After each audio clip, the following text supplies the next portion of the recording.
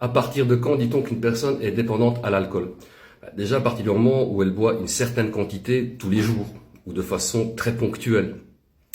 La dose d'alcool maximum conseillée par jour, c'est 2 verres et encore pas d'affilée. Il faut les boire sur toute la journée. Donc déjà, il y a un peu de ça.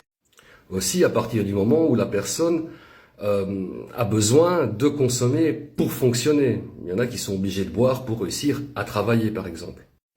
À partir aussi du moment où, je vais le dire comme ça, on boit de façon automatique. Donc il y a des jours, on n'a peut-être pas spécialement envie de boire. Moi j'avais le truc, tu vois. Je me disais, aujourd'hui, pas envie, oh non, je vais pas boire, ou je vais moins boire, ou je vais essayer de pas boire du tout. Ah ben tu sais quoi, non, aujourd'hui je bois pas.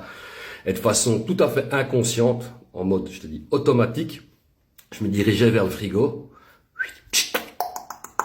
Où tu vois, voilà, je sortais du taf et d'office j'allais au magasin m'en chercher.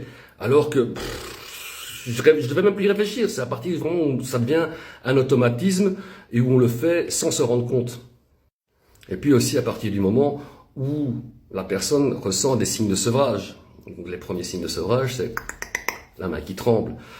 De se sentir angoissé quand on n'a pas consommé, de se sentir pas bien, tu vois, dépressif quand on n'a pas consommé.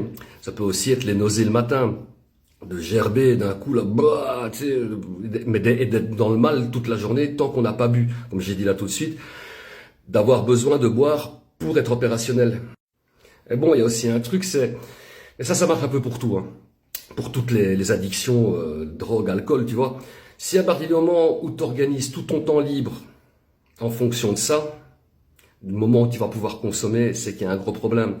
Si toute la journée tu te dis, oh, quelle heure il est? Oh, il me reste plus qu'une demi-heure. Ah, chouette, je vais pouvoir y aller, je vais pouvoir aller me péter un truc. Ah, chouette.